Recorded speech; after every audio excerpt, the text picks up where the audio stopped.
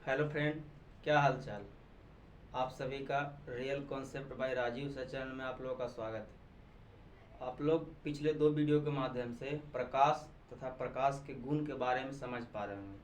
उसमें से पहला गुण हम लोग पढ़ रहे थे प्रकाश का परावर्तन। तो आगे प्रकाश के परावर्तन को बहुत बढ़िया से समझने के लिए दर्पण की आवश्यकता पड़ेगी। तो इस वीडियो में हम लोग पढ़ेंगे दर्पण के बारे में। तो चलिए पढ़ते हैं। आज का जो टॉपिक हमारा है दर्पण है।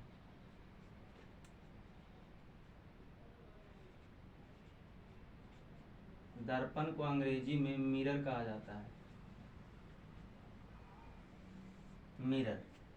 तो आज का टॉपिक क्या है? दर्पण। दर्पण को अंग्रेजी में क्या कहा जाता है? मिरर। दर्पण, सबसे पहले दर्पण क्या है? तो पहला प्रश्न होता है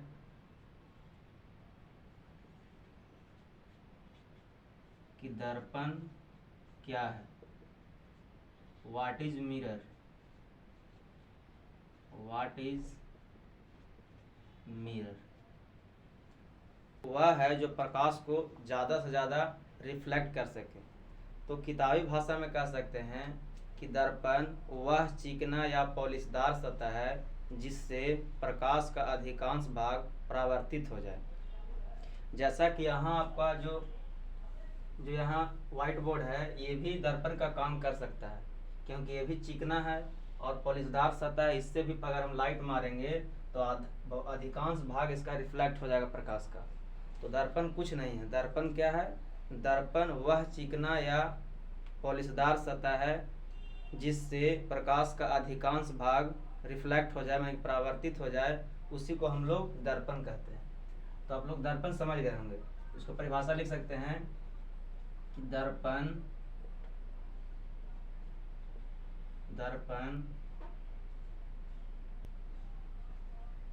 चिकना या पॉलिशदार सतह होता है जिससे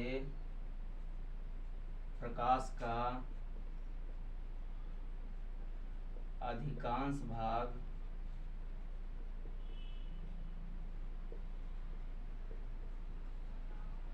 परावर्तित हो जाता है।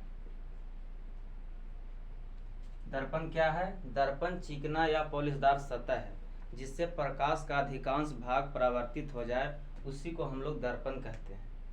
अब देखते हैं कि दर्पण कितने प्रकार के होते हैं। दर्पण के प्रकार, टाइप्स ऑफ मिरर।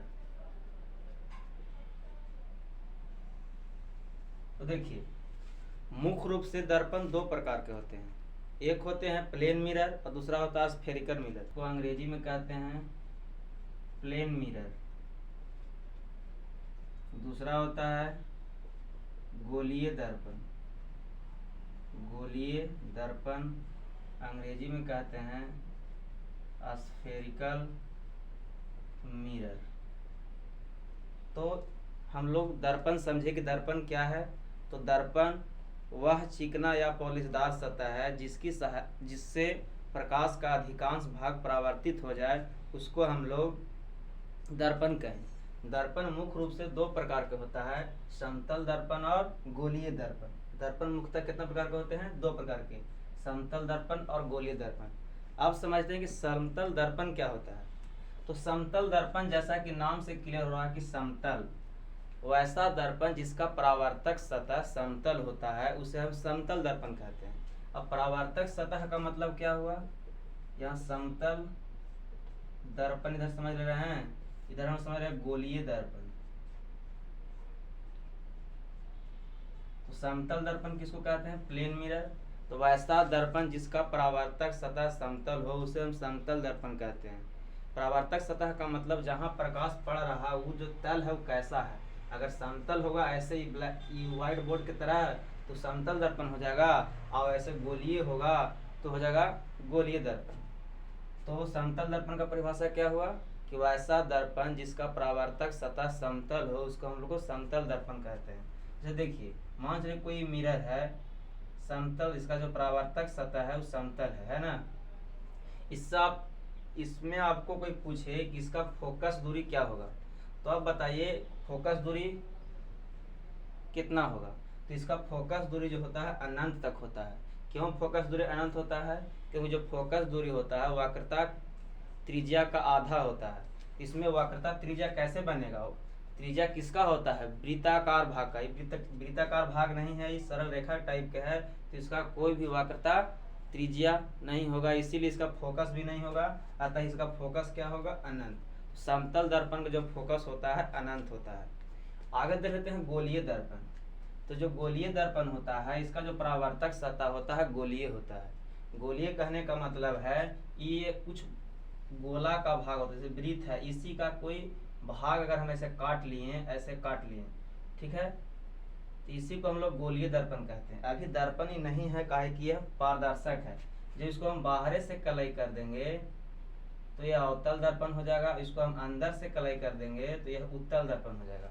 इसका मतलब होता है कि गोलीय दर्पण भी दो प्रकार के होते हैं मुख्यतः। इसको कहते हैं अवतल दर्पण और इसको कहते हैं उत्तल दर्पण,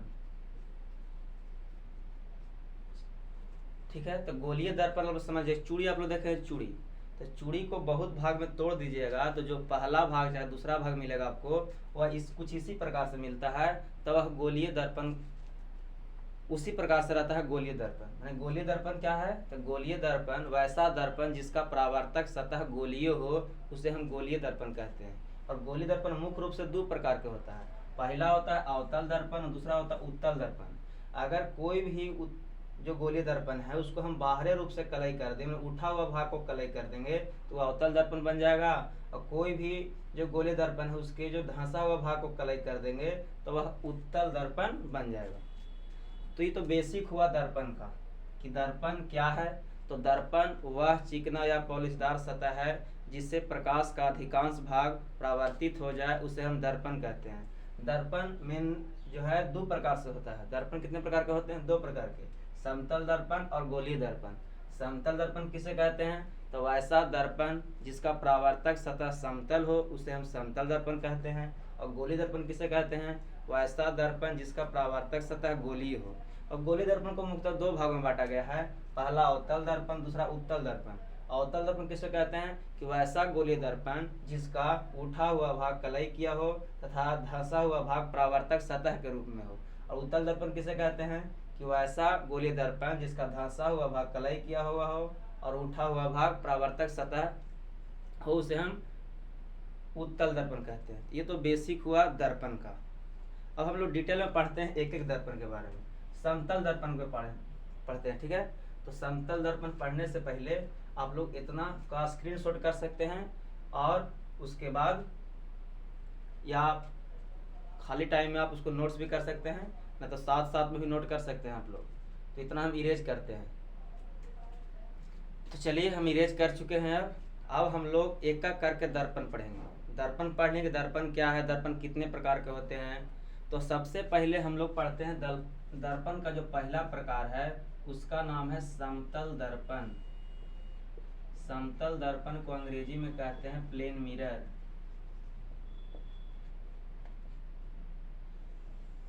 तो जैसा से नाम से ही क्लियर हो रहा है कि समतल दर्पण जिसका परावर्तक सतह समतल हो।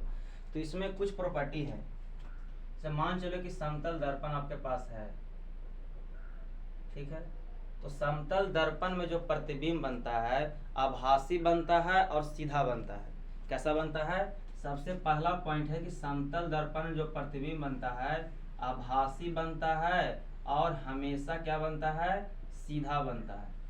तो आपसे कोई पूछेगा कि समतल दर्पण में प्रतिबिंब कैसा बनता है, तो आभासी बनता है और सीधा बनता है, ठीक है। और दूसरा है कि जो प्रतिबिंब है इसका वस्तु के बराबर बनता है। इसका मतलब जब समतल दर्पण में हम किसी वस्तु को देखेंगे तो उसका प्रतिबिंब भी वही साइज का बनेगा। इसका मतलब है कि कोई अगर और जो प्रतिबिंब बनता है वस्तु के बराबर बनता है, प्रतिबिंब वस्तु के बराबर प्रतिबिंब बनता है। इसका मतलब समतल दर्पण के सामने अगर हम 5 मीटर का कोई वस्तु रखते हैं तो उसका प्रतिबिंब भी 5 मीटर ही लंबा बनेगा। और समतल दर्पण में जो बना प्रतिबिंब होता है वह पार्श्विक उल्टा होता है। पार्श्विक उल्टा का मतलब है बायां वाला साइड दायां में दिखाई देगा और दायां वाला साइड बायां में दिखाई देगा। जैसे आप लोग मान के चलो कि समतल दर्पण है, समतल दर्पण मान चलो कोई हम आकृति एल रूप में कोई ऐसा वस्तु है, इसका प्रतिबिंब कैसे बनेगा, तो ऐसा बनेगा, ठीक है।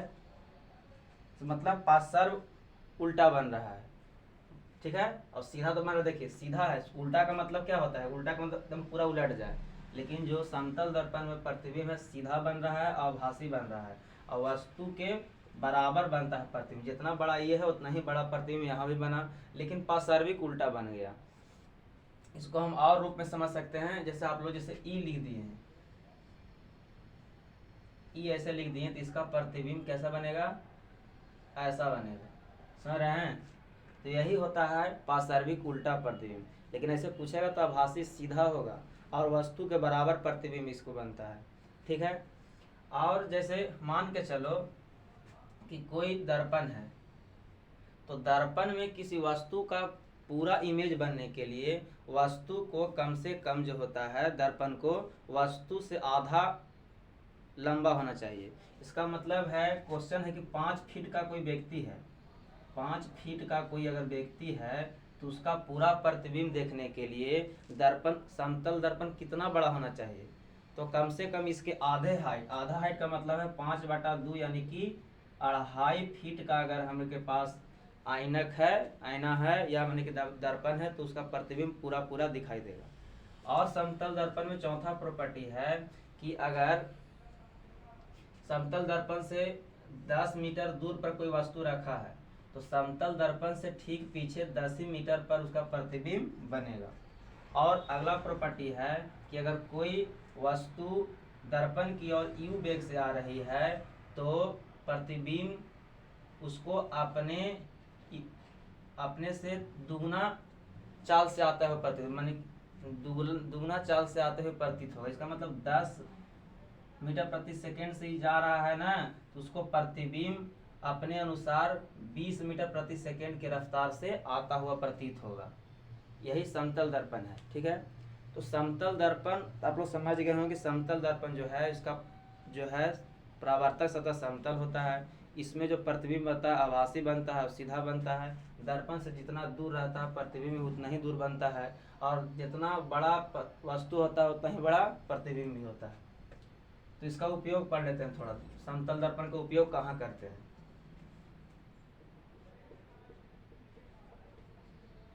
समतल दर्पण का उपयोग देखिए, समतल दर्पण का उपयोग मुख्यतः सौर भट्ठियों में करते हैं हम लोग और सजावटी सामान बनाने में करते हैं समतल दर्पण का प्रयोग।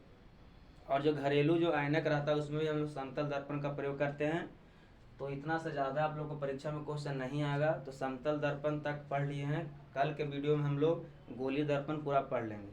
तो आशा करते हैं कि यह वीडियो आपको बहुत अच्छा लगा होगा। तो चैनल को सब्सक्राइब, लाइक